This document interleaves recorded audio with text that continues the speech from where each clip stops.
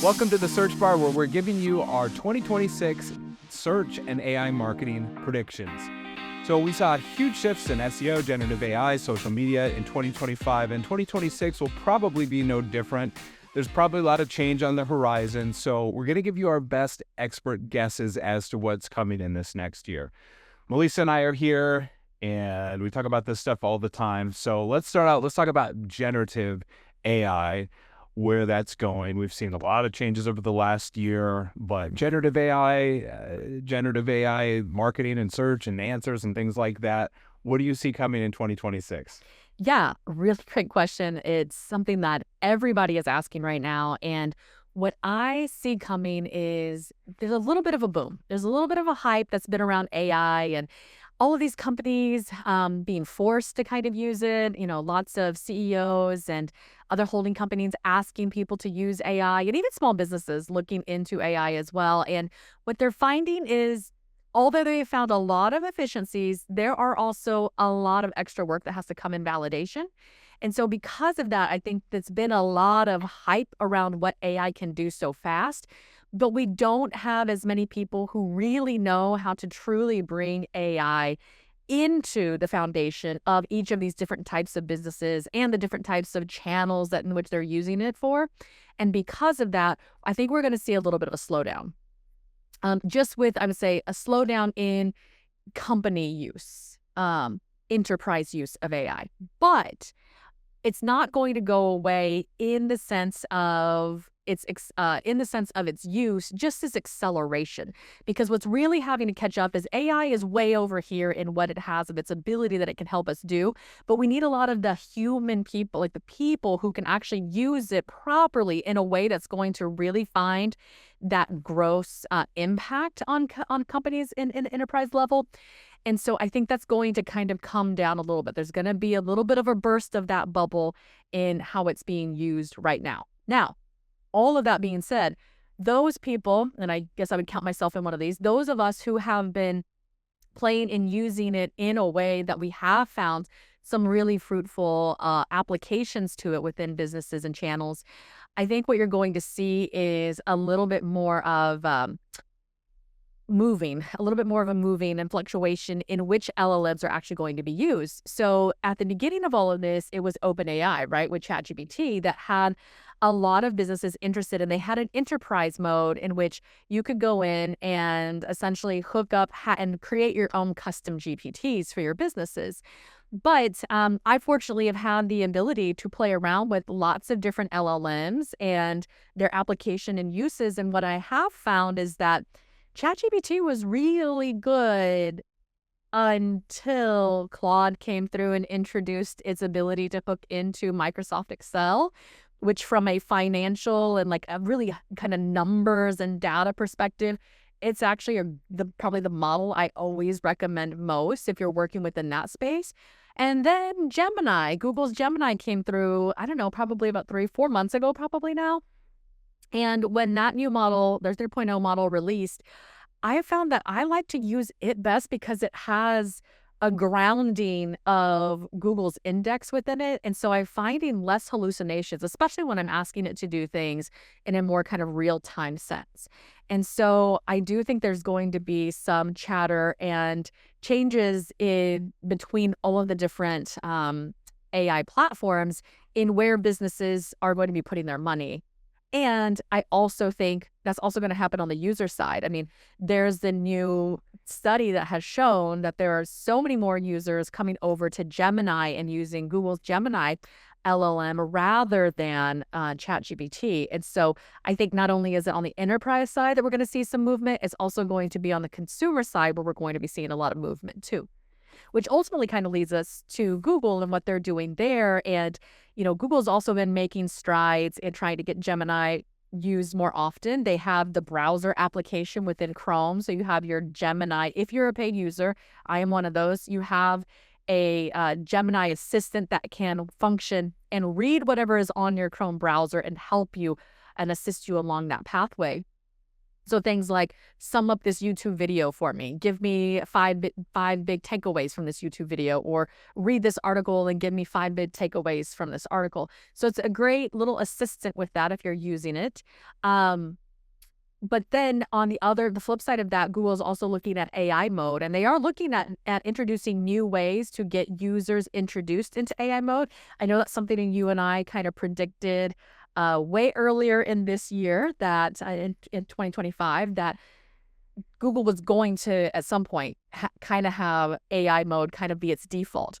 They're not quite there yet, but they are introducing those habits to those users. So when you go in traditional Google and you ask it a question right now, you'll see little buttons, circular buttons that will pop up asking if you want to do deeper research or if you want additional help with this. And if you click that button, it's actually going to open AI mode. So you can see Google's putting in these habits to try and flip users to be more introduced to AI mode. And I have learned like AI mode is a bit more different than Gemini than I originally anticipated it was going to be, because it is basing much more of itself within the actual index of Google, meaning it's going to give more citations in comparison to Gemini, which really isn't going to cite a lot of those things unless you ask it to tell you where it's getting a lot of its sources, where AI mode is kind of that in between what we're used to as traditional search, but not quite just full out generative. It is AI mode is that kind of middle platform right now. So going back, I do think you're totally right in that the bubble has burst a little bit. It's like the honeymoon is over a little bit, not with AI, but with the infatuation with AI and doing everything with AI. And you were telling me earlier that there's a few companies out there, including HubSpot, are actually stepping back from AI and they're relying more on like machine learning and things like that. Salesforce, yeah. Salesforce, that's right. Salesforce had just made an announcement just a few days ago that they are going to be, walking back a little bit with AI and instead doubling down a bit more in automation and machine learning, which that is something that you and I have always talked about, that AI is not magic. It is not going to solve everything for everyone, which I think is a lot of why that walk back is happening, is because you're seeing so much hallucination. Yeah. It veers off a little bit too far unless you have that human validator going in. And I have heard in some cases, some companies have been using AI in a way in which it hallucinates. It has so many things that are wrong within it. It's actually taking more human time and work to correct or push AI to do the right thing versus if the human would have been doing it from the beginning. Yes. And so, we're not saying that people aren't going to use AI again, but we are saying maybe the honeymoon's over a little bit. There's a little more caution with it now. And so many organizations have said, hey, let's just add AI onto this product that we have. Let's add AI onto this because people will like it more and it will be better. But we're learning people don't necessarily like it more and it's not necessarily better. You can't just add AI onto everything. Yeah, it has to be the right use of it. Yeah, and honestly, what I've seen a lot of companies do, which is honestly really annoying, is they're just adding AI as a chatbot. And that's not really going to help in most of your cases. It might be able to surface an answer out of an FAQ really fast, but it's also when you have somebody starting to talk with that chatbot, with that AI and whatnot, it's actually giving it so many hallucinations that it's actually impeding its customer service, not really helping. Right. And, these days too, I mean, you see M dashes in so much content. It's become so evident that content is AI generated. Like I was reading something the other day and I'm like, oh, this is totally AI written. And so like when I was going to school, it was a really bad thing to have a grammatical error or spelling error or not write something the perfect way. And now it's a sign of authenticity. And I kind of like it when I see someone writing a social post and it's a little imperfect or it's a little too casual or something like that. So I think you're right. It's swung back a little bit in that people are like, AI is great. It's efficient, but let's use it for the right reasons. Let's not use it for absolutely everything. Yeah. Which is really important. Yeah. And like you said too, okay, so just as Google became synonymous with search, ChatGPT has become synonymous with generative AI. Yeah. And ever since the fall of 2023, ChatGPT has been all over the place and people use the word ChatGPT when they mean generative AI answers. But like you said, I think that shine is starting to come off a little bit. Yeah. And Gemini is incredibly Claude. I mean, we have these other platforms that are as good, if not better. Yeah. And like someone like Google, I mean, has all these incredible resources to continue the Self-funded. development. Yep, self-funded. Whereas a place like ChatGPT, OpenAI need to get that funding and everything. And I know they're trying to raise billions and billions right now so they don't fall behind. So I think the thing that's keeping ChatGPT the most interesting right now is all the partnerships they're announcing. Yeah. Because they're doing partnerships with all these different companies like Like Walmart. Booking.com, Walmart, yeah. Like, what's the one you said? Booking.com. Booking.com. I didn't even know about that one. And I feel like there's some other ones recently that we talked about. They're not coming to mind, but yes. I feel like all the time they're announcing all these Stripe and Shopify. Perplexity, or not Perplexity. Yes, Shopify. And all these, and that's interesting, but it's like these companies came to them, you know, a year or two ago saying, oh, we need to partner with you so we can get into AI. Anyway, so I think ChatGPT, it's not going anywhere, but it's not quite as dominant maybe as we once thought in some ways. Yeah. But also, like you said, the Google's AI mode and everything, I think that's interesting too. And they will continue to get people to push into that. Yeah, they're doing it the right way in the sense that they're trying to make a behavioral change within us. Yeah. You have to introduce the habits first. If you go straight, and this is what OpenAI did, they went straight to like, here's generative AI, like just people go use it. And there were some people who were much more tech savvy who really got into it and saw the ways in which they could use it. And then there was the general population who really didn't understand what it could really do. And so they used it almost in an entertainment value perspective. And so have left a lot of other things behind. And so I think it's Google's now kind of playing the game of introducing those habits so you can introduce when and where you could actually use it to benefit you rather than it just seeming like gamification in a way. Yeah. Go ahead. I will say, thinking of 2026 and what we're talking about, predictions, I would say the next prediction that I have is one where social and content is going to become even more necessary. And the reason for that is because everybody is starting to question, was that M- there for real, or was that M- there because of AI? Which, by the way, I use M- all the time before AI, so I'm a little hurt by that. But when it comes down to that content, we're really trying to gauge, is this real?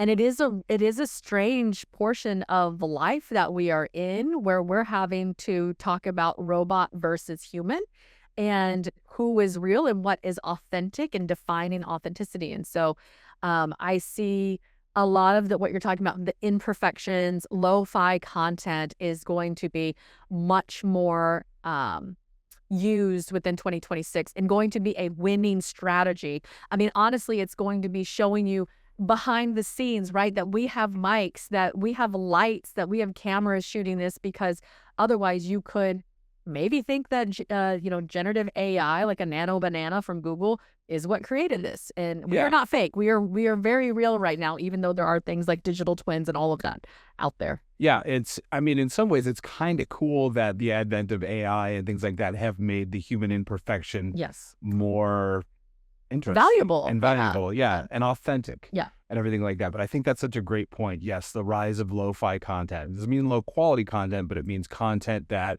is authentic and open off the cuff, and real, imperfect, and yes, not perfectly staged and planned and all that sort of thing, because it has an authenticity to it. We've talked about this before. It's another thing.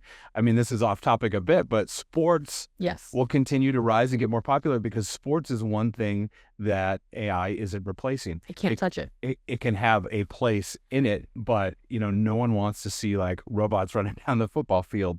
Although it would be kind of cool. But sports is a celebration of human merit and effort and accomplishment and everything, and that's one of the reasons why the NFL and college football and sports have become so incredibly popular because it's an example of this. And where do you see more mistakes and imperfection than a game, Yeah. a sporting game or something like that too? And people rising to the occasion, what you can do to motivate yourself. You can't motivate a robot. They're just going to go off of commands. And so, what somebody like a Dan Campbell for, the head coach of the Lions, able to go into, the locker room at halftime and just, motivate his team to go out and, with that Detroit grit spirit to really win that game. Like that, AI can't replace that. Yeah, exactly. So for us, like one of the things we're encouraging our clients and helping our clients with as we go towards and into 2026 is creating like authentic voices on their website, on their YouTube videos, on their social channels. And we've talked a lot about this too, but like celebritizing your team, the authorship principle, Google's EEAT of expertise, experience, authority, trust. Giving individuals a voice in your brand, not just having your brand, your organization, your company be the one who's always speaking. You said leader, what was it? Founder approach, content. Founder marketing, yes, and things like that. So I mean, a lot of this is, it's the same thing what we're just talking about with this prediction, is that it's going to be basically stop corporatizing your content and give everybody a real look behind what is going on within your business, because that's what's drawing us. That storyline of what really happens, what has to all come together to make your business give a service or a product to the world. That's way more interesting than the product or the service itself. It is the why, not the what. Yep. And people care more about what individuals say than what brands say, generally. Yep. People care more about the real people in your workplace, in your office, on your team, and what they have to say, what their expertise has to say, than what your organization generally has as a whole. Yep. And I would say, going back to the founder approach and people wanting to know more about what you say rather than the brand, I mean, you're a great example of that, right? There's the Blue Compass, Instagrams and LinkedIn and all those social channels. And then there's the Drew Harden ones. And you as a founder of Blue Compass, what you say in the videos that you put out there, like more people are interested in interacting with your account than the Blue Compass account, and it's not because the Blue Compass account is bad. It's because our behavior and our interest and our curiosity has changed, where we're having to pressure test what is real and what is not. And so instead of, again, kind of the company or the corporate approach, they're following and listening more to the founder or the individuals that make up those companies in that marketing strategy. So it's a great strategy to take on for any business. And honestly, I mean, it's welcomed, because that's what people are engaging with more right now than just a standard line. Well, and there's so many organizations out there where the founder or the CEO or whoever it is never posts on social or never does anything like that. And so again, one of the things that we have been doing a lot of lately is talking to organizations that, to their C-suite or to some of their experts and say, hey, let's build up your personal brand, because that's only going to support the company brand. The business. Your expertise is in this area. Let's post. Why don't you post on LinkedIn about that? Why don't you post on Facebook or whatever that is about that? And then also you can write articles, or someone can write articles for you on your website about the same thing. Maybe we can shoot videos every now and again. So it's not to be a full-time job for you, Mr. CEO, but occasionally you can support your brand by building your personal brand. Now, and it's thought leadership. I mean, thought leadership. So prediction number 4, thought leadership is going to be something that people are going to hunt for more often in this coming year in 2026. Reason why is AI can't produce thought leadership. Thought leadership comes from expertise, experience, research, deeply understanding what's going on with whatever category, product, service line, industry that you're in. And that is something that cannot be replaced. It can sound like AI can create content that sounds like thought leadership, but unless you have great AI prompting where you're already giving it all of the deep details and research and insights that are coming from a human, it's always going to be easily discoverable when somebody's reading it that is not like real thought leadership. And so that is going to be one where it's going to be a stark difference, and people are hunting for real thought leadership in 2026. Which is why using AI to just write a quick article for you and It's not going to work. No, Yeah. that's not really well thought out content. That's Yep. probably not going to perform very well for you. Yep. And I mean, right now everybody's talking about so much AI slop. So if you haven't heard of the term, essentially there's just so much generated AI content. I think the last stat that I heard, which was released in November, is that 50% of the web was actually now AI generated content, just because so many different places, businesses, people, whatever, have just created so much on the fly. And so because of that, it's referenced as AI slop, and you can, recognize it in some ways, in dashes, and then other things where it sounds right, it sounds good, but then when you poke and critically think a little bit about the sentence, you're like, wait, did it actually tell me anything? And so that type of content, people are so much more, they're pressure testing what they're reading and what they're listening to more often now because of that. Yep.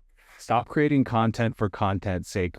Create content to benefit your audience, to really say something, to share a real insight, to get your expertise out there. Yeah. That's the right way to do it. I would say the next prediction that I have is going to be companies, businesses as their own studio houses. And so the reason I'm saying this is, Chick-fil-A has come out. They've shown that they're doing kind of their own studio approach. And it's because we're really tired of all of the ads that are kind of coming through and things that are disrupting what we're trying to either consume, either through research or just by reading, or even within our entertainment or our streaming services. Like, we're tired of all of that coming through. Now, it's kind of always been a way of the world, but when you sit back and rethink how content can actually serve your brand, if you have an ownership over how a lot of that content is created, you can create this really great value-based content that's resonating with your audience, where you never have to say, like, this show or this episode or series. You see a lot of that on TikTok and Instagram and social, is sponsored or generated by such and such brand, but you watch it and you love the value and the value that it's giving you from the entertainment, that you just go out and naturally seek it for yourself, and then you've won them. The company has then won that loyalty off of that. And so that I do see is something that's going to happen more often in 2026, is where a lot of businesses and brands are going to realize that they have to have their own studios. And that ties right into the authentic content. Yeah, the voice of the expert type of Yep. thing that we talked about too. All right. Any other predictions before we end? I think the last prediction I was saying, this is more on the search side. I think Google search is actually going to continue to grow. Yeah. There's a lot of people who would not say that, but every study that I have seen that has been released is that search as a pie just continues to grow, because as we do more with AI, it just increases our curiosity and our validation, where we keep going back to Google to then, see like what I just did and what I just read in AI and what it gave me as an answer, is it correct? We're still not trusting AI enough to fully do only things within AI, or like an AI mode or a ChatGPT. We're also hopping into Google and doing other searches there. So it's not where AI was thought where it's going to take away from Google. It's actually just expanding search as a whole. And Google's actually expanding within that as well, because they also, right now have the strongest, from my perspective, the strongest LLM. That's a great point. People a year ago, 2 years ago, really saw it in a binary way. Like, okay, generative AI, Search or AI. ChatGPT is growing, therefore Google's going to die. And people have been saying Google's going to die for as long as I can remember, 20, 25 years, whatever. But that's such a great point. Yes. And if you look at the usage of Google, at least in the United States that I've seen over the past 10 years, it hasn't gone down at all. And it's not quite right to look at it as generative AI search or answers versus search. is kind of blurred lines now. It's Yeah. kind of the same thing in some ways when you go to Google. And so I agree, Google's going to become more popular in this next year. What is really interesting, though, the dichotomy of what we're talking about, though, is as search is growing, traffic is going down. So traffic from search is going down because there isn't a reason a lot of the time. Websites. Traffic to websites from search or from Google search is going down, even though search and Google search is growing. Yep. And so that dichotomy is really strange because that normally doesn't happen where a channel grows, but its outcome from it, which used to be traffic, decreases. Usually you would think that would increase. And so I know that's something that a lot of, particularly right now, because while we're speaking, the December Google core algorithm is going on right now. And a lot of publishers are being impacted dramatically by that, as well as a lot of other types of businesses and whatnot out on Google. And it's a really hard struggle. It's a really big headwind. If your model is still reliant directly on traffic from search and not figuring out how to change that model to get attention within search, not just traffic, but attention, that is something that I think a lot of businesses are going to have to grapple with and start to rework their models with search. Yeah. So at Blue Compass, we're a digital marketing agency and we follow this really closely. We work we work with medium-sized businesses, some large businesses as well. We work a lot with healthcare and medical. And we actually see this not as negatively as most people do, most marketers do, because we're finding that while these trends we're talking about, generative AI, it does seem to decrease the visitors sent to websites. Yep. The visitors that do go to websites are becoming higher quality in general. The higher conversions. Because if they go to that website, I mean, if someone does a generative AI search or a Google AI mode search and they still click through the website, it means they're very interested. They're high quality traffic. They're primed to visit multiple pages. They're primed to potentially fill out a form or convert. So the high quality traffic is actually really positive thing. Yeah. I will say it also means different companies and businesses should be reevaluating how their websites are set up. Because, I mean, I'm sorry, I'm going to break it to you. A lot of your websites out there function still like a brochure site. And now with AI, if they are bringing more high quality traffic, it means you have got to convert them faster. And if you do not have a way that's going to, on that page, have a way to introduce that conversion, you're losing so much. You're leaving so much on the table. Yeah, if you haven't gone through a really good website content audit, if you haven't built a new modern website with a real expert in the last 2 or 3 years, I would say in the last 15 months. You're probably behind. Yeah. So it's so true. And so many marketers still say, yeah, well, I have a good website because it looks good. And I did it 5 years ago and it's just fine. Function over design. It's changed so much in the last couple of years that you got to stay up with. Yeah. Important. So maybe that's the seventh last one is that the prediction is that websites are going to have to be overhauled to be able to keep up with the type of traffic that is visiting your site. Your website is still your most important platform because it is the one platform that you own. Yes. You still own it. Whereas your Facebook, you don't own it. You don't own it. Facebook does. Whereas your TikTok, you don't own it. And you never know what's going to happen with these other platforms like TikTok, which almost went away. So it's still really important to invest in your website, and it will be for many years. Yeah. Thank you for your insights. Those are really good predictions. Thanks for tuning in and joining us. We really appreciate it.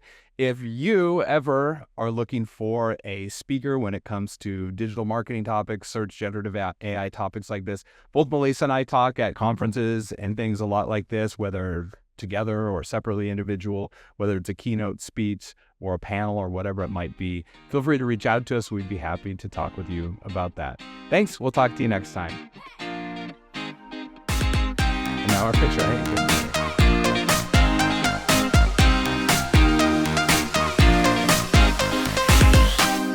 I felt like that was really fantastic.